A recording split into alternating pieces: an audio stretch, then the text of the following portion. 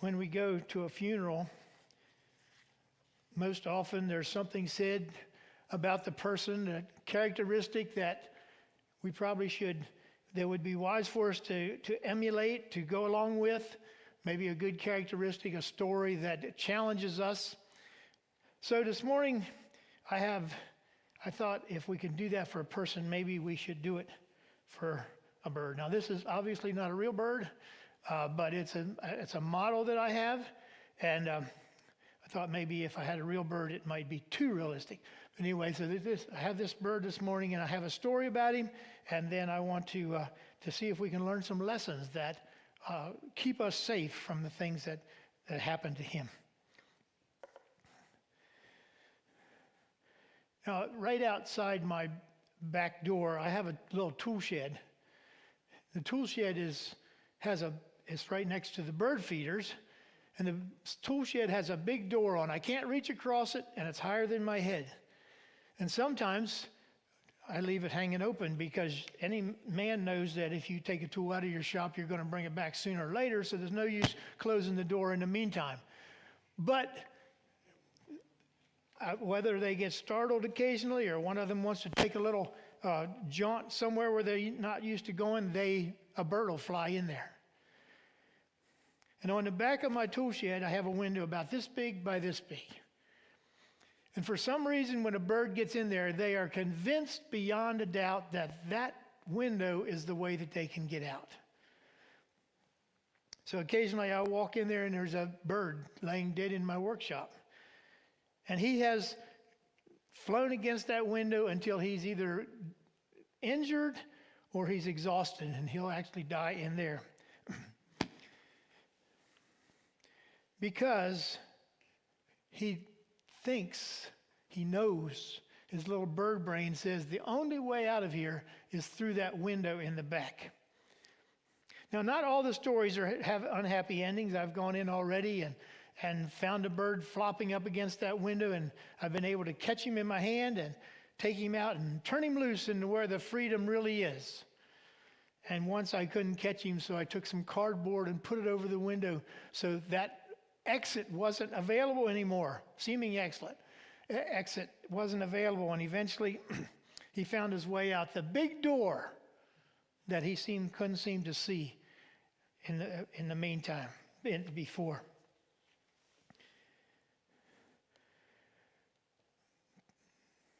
So it's kind of sad. For some reason, they get that in their head, and they just can't seem to get it out of their little bird head, that's not the way out of that shed. Proverbs 14:12 says, "There is a way that seemeth right unto a man, but the end thereof are the ways of death." This bird is totally convinced that the route to freedom was through that window, but that window was not a way of freedom, but it was a way of death. So I'd like to bring some lessons from that. From this verse, it says, "There is a way that seemeth right unto a man, but the end thereof are the ways of death." The first thing is that appearances can be deceptive. There's a deceptive nature of appearances. What seems right and pleasing at first glance may not be beneficial or have a positive outcome. Again, we go back. The back window looks like that is the way, but there's no positive outcome. Second we have is the importance of discernment. So we need to look below the surface. We need to consider potential consequences of our choices rather than just on our initial judgment. So what is the long-term consequences of what is happening here? If we bump our head into the window, can we make a decision that maybe, just maybe, this isn't the right way to go? So we need to discern what beyond just our initial responses to what is going on. The third is consider the potential for negative outcomes. It says that there's a way that seems right, but the end thereof are the ways of death. So we need to consider the negative outcomes? What is the spiritual or what are the emotional? What is the physical harm that is done by what we're doing? We know what the outcome is. I wonder what would happen if he would sit down and say, now this just isn't working so well for me. There's bound to be something beyond what we have here that needs to be done. And he could take his little bird brain and he could turn around and he could say, now that looks like the way to freedom.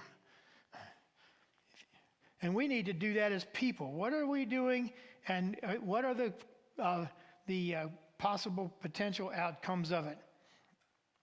I say we as humans need to take a long-range view of things. What happens at the end of this series of decisions? I like Psalm 73, if you'll turn there with me. There's a story here of a person that got sidetracked initially. He says, surely God is good to Israel, to those who are pure in heart. And then he said, but as for me, my feet had almost slipped. And I had nearly lost my foothold, for I envied the arrogant, and when I saw the prosperity of the wicked. So he was looking around, and he saw some things that he wasn't getting it where he was. And he says, I envied the arrogant, and I saw the prosperity of the wicked. And he says, they have no struggles, their bodies are healthy and strong, they are free from burdens common to man, they are not plagued by human ills. And he says, these people seem to have they seem to be carefree. They don't have to worry about finances, they don't have to worry about a lot of the things that bring stress into our lives. And so he says, that just looks like the way that I should go.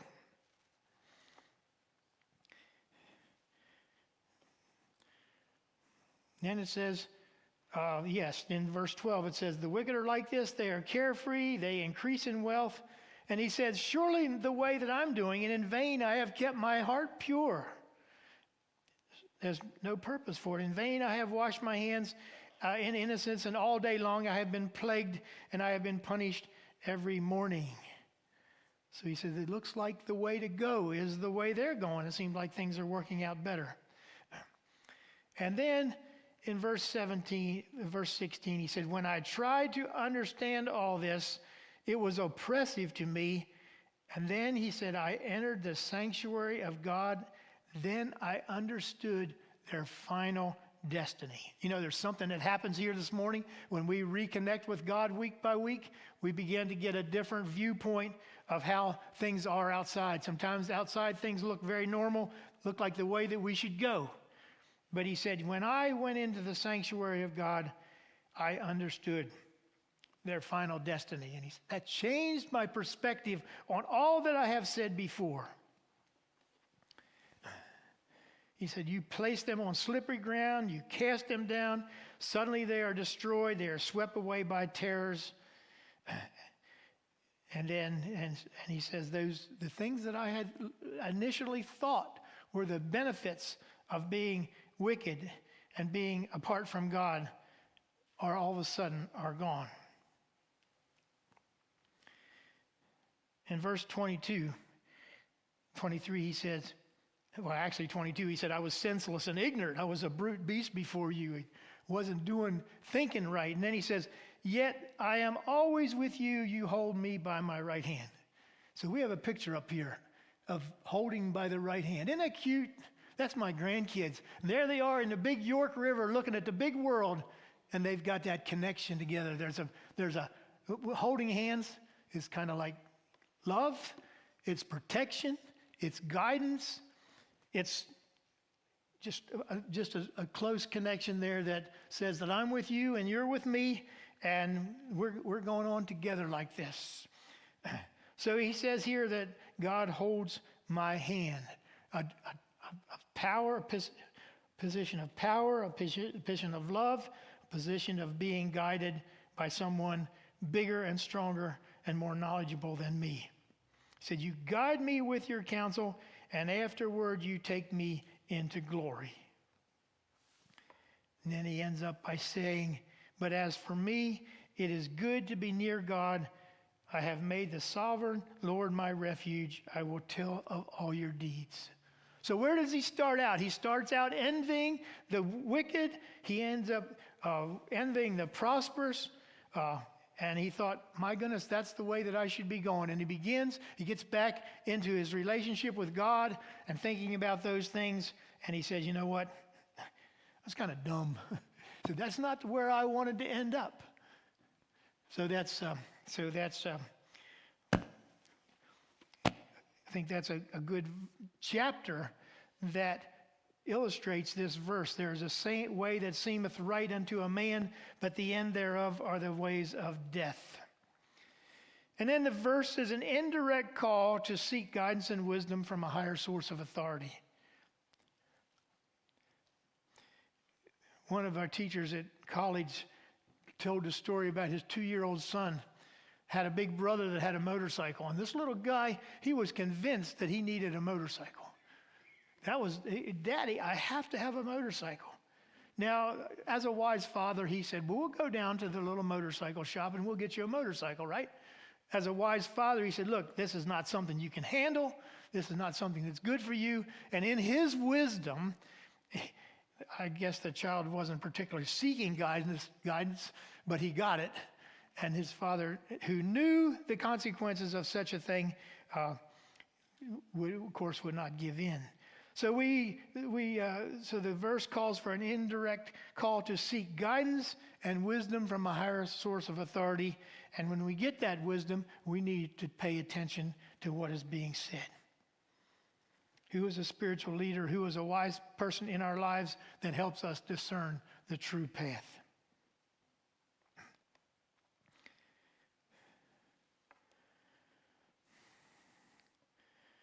So this bird was deceived. He thought the way to get where he was going was out the back window. It didn't work out so well for him.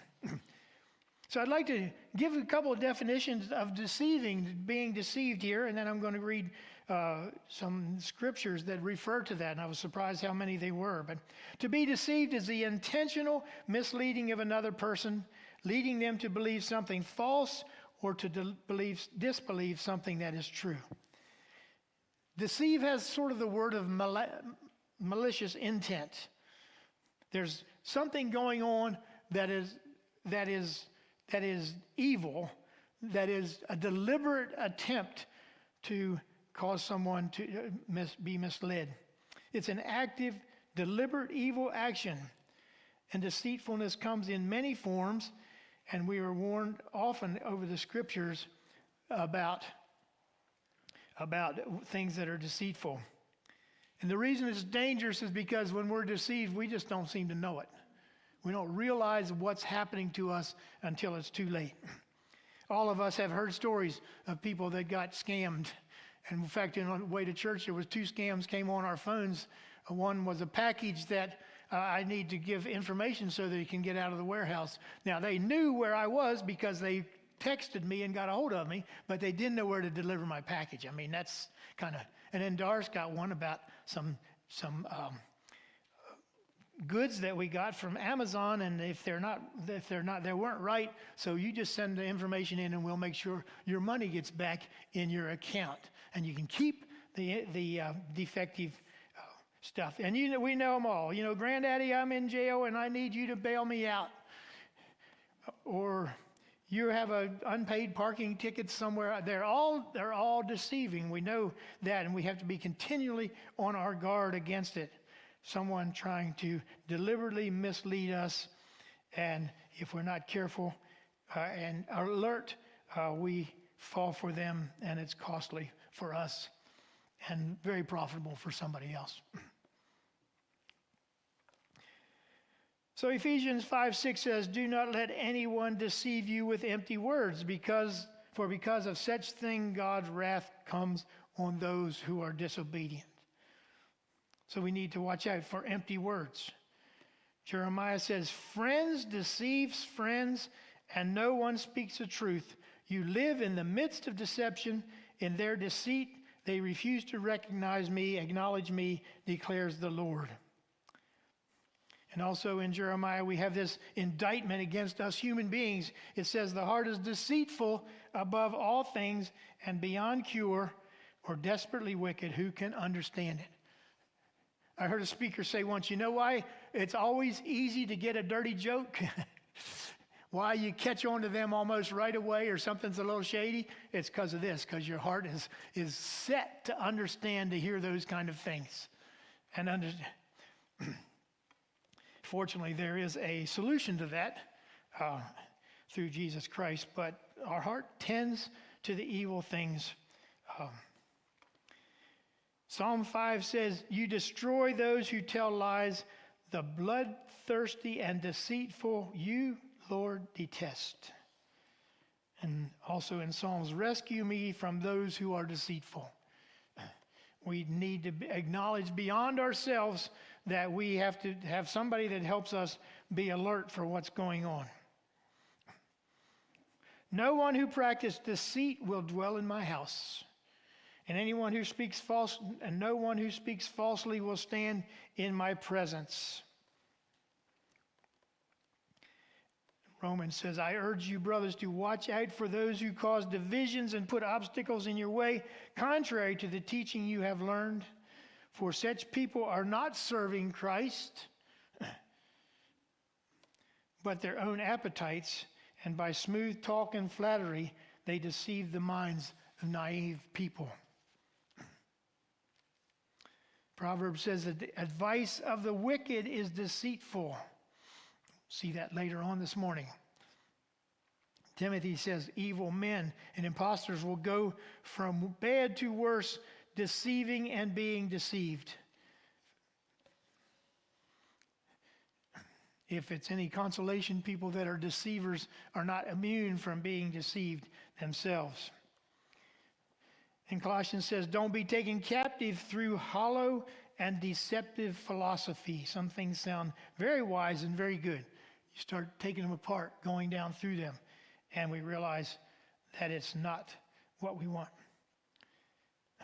Mark 4:19 says, deceitfulness of riches will choke the word out of our lives and make it unfruitful. That's the story of the sower. It says when the thorns grow up, it chokes the seed. And he said one of the things that chokes God's word in our life is believing that riches will do for us everything that we need, and we need nothing outside of that.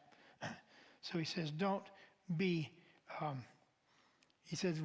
let riches choke the word and make us unfruitful. And Proverbs 20 verse 1 says, wine is a mocker and strong drink is raging, and whoever is deceived thereby is not wise. See, a lot of young folks discover this wonderful thing called alcohol. It's like nobody has ever discovered it before. And sometimes there's people like parents and old fogey preachers that try to make you think it's dangerous. And here, I've discovered this and I think it's great. Don't forget, between 1 in 10 or 1 in 12 people that use alcohol become, what do they call it now? Users, something, AUD, alcohol user dependence. We used to call them drunks, but now they have a nice name for it. But it's a dangerous thing. And I think about it, if we set an example and you look around and you see the children in our midst, and if you would set an example in that, which of the 10 children in our congregation would you like to see fall into that trap as they get older? Maybe you can handle it, but not everybody can. So we need to be careful. Deception comes from many sources, and the danger is that we don't really realize what is happening to us until it's too late.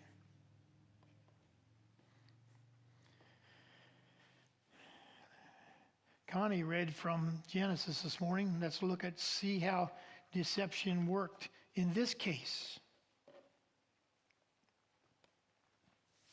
If we look at Genesis 2, verse 17, we find that Eve is not on the scene at this time. It says that the Lord God took man and put him in the Garden of Eden to work it and to take care of it. So he gave him a response. And the Lord God commanded the man, you are free to eat from any tree in the garden, but you must not eat from the tree of the knowledge of good and evil. For the day that you eat of it, you will surely die. That's a pretty straightforward statement, right? The day that you eat of it, you'll surely die.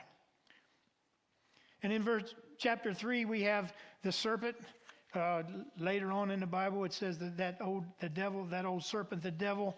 So we can assume from that he is either the devil or he is an instrument of Satan. Probably not the ugly thing we consider it now, but something that was glorious and was beautiful enough to make Eve sit up and take notice. And first he asks sort of a confusing question. He says, did God really say you must not eat from any tree in the garden? And you need to stop just a minute and say, did God say not eat of any tree? No, and that's not right. He didn't say that. But it gives you a pause and gives you a chance to think about it. And then he says, the lady said, we may eat from the fruit of the trees in the garden, but God did say you must not eat of the fruit of the tree that's in the middle of the garden. You must not touch it or you will die. Now, God didn't say don't touch it, but I don't know if that was Adam's way. See, the only way she knew this was because Adam taught her, because she wasn't there when God said that in the first place. So we don't know whether Adam just said, hey, this is something that's very serious, and we need to make sure that we're protected from that or whatever, but she did add something to what God had said.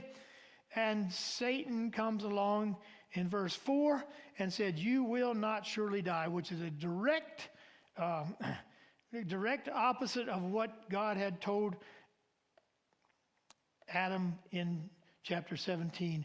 If you eat of it, you will surely die. And not only will you not die, but God is holding some things back from you, Miss Eve. He knows that when you eat of it, your eyes will be open and you'll know good and evil, and you'll be like God, knowing good and evil. You know, I think God wanted Adam and Eve to learn about evil, but there's ways to learn about evil that's not experiential. You know that? Let's say that you have a child and you have a hot wood stove in your house, and you tell that child, you say, you do not touch that stove because it's hot. Now, if that child obeys, he says, Dad knows something, Mom knows something that I don't, and so therefore I'm not going to touch that because there's a danger in touching that. See, you've learned about the hot stove, but you haven't experienced it. Or you can watch your little brother go up and put his hand on that stove and hear it sizzle and see him crying with all the blisters on your finger, and you can say, you know what? I saw my brother put his hand on that stove, and it wasn't a good outcome. So we can learn from looking at other people. We don't have to experience. Or if we're not headed, we can say, you know what? I don't believe Dad knows what he's talking about. And we can sizzle our own hand, and we can learn it experientially. So I think that because God created good and evil is a perversion of good, I think that man would have eventually learned about evil, but not experientially. Either because they were obedient to what God said, and to be disobedient was evil, so they would know that.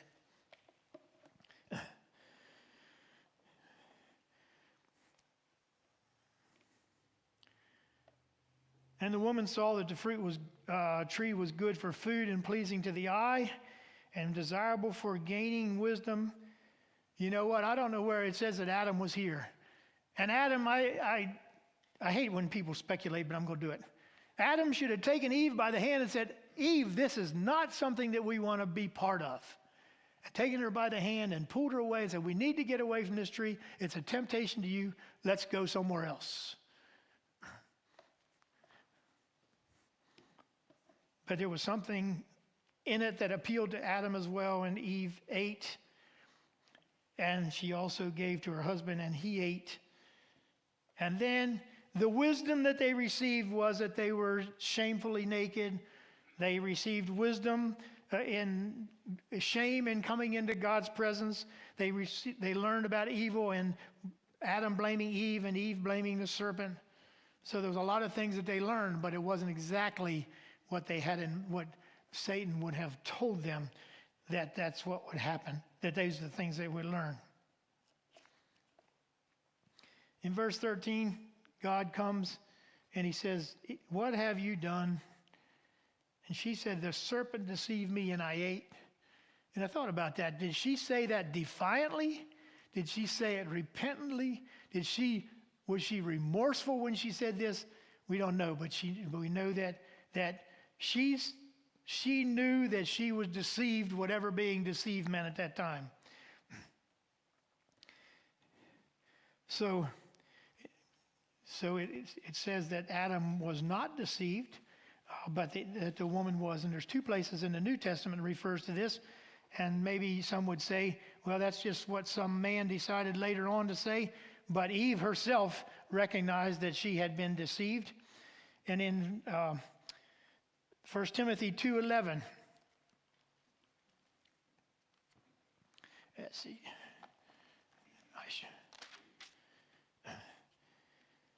It says in Adam, he says, Adam was first formed and then Eve, and Adam was not the one deceived.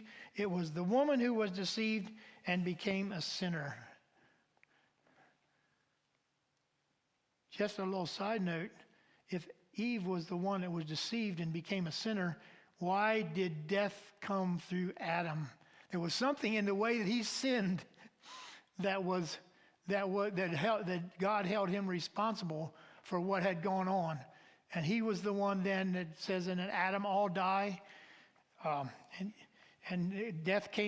sin came into the world, and death by sin because of Adam. So I don't know what the dynamic is there. But Eve ate first, Adam ate apparently deliberately, and we find then that Adam is the one that is attributed with bringing sin into the world.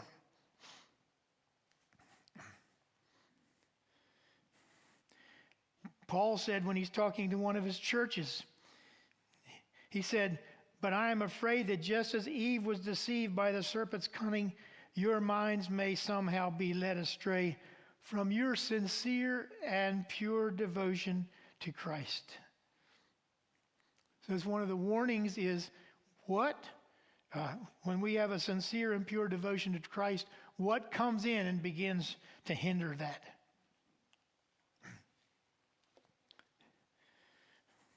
What is the deceit that comes in? What is the direction that we think we should go that's going to end up in death? If we look at this story, Adam and Eve were literally given a choice between life and death. Really. He said, you can eat of all the trees of the garden. You can do everything but eat of this one tree. So they were given a choice. Obey God and live. Listen and follow Satan and die. Eat of one of the dozens of permitted trees and live, or eat of the forbidden tree and die. Obey and live, or disobey and die. Pretty short, pretty basic choices. Rather straightforward when you boil it down, and life is still like that. Jesus says, "I am the way, the truth, and life. I have come to bring life and to bring it abundantly."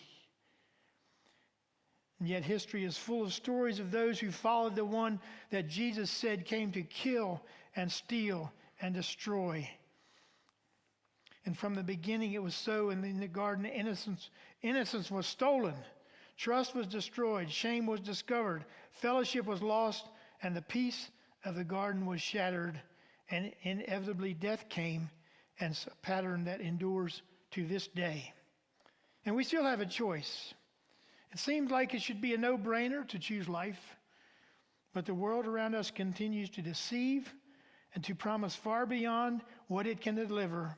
It looks right, it seems right, but the end of it are the ways of death.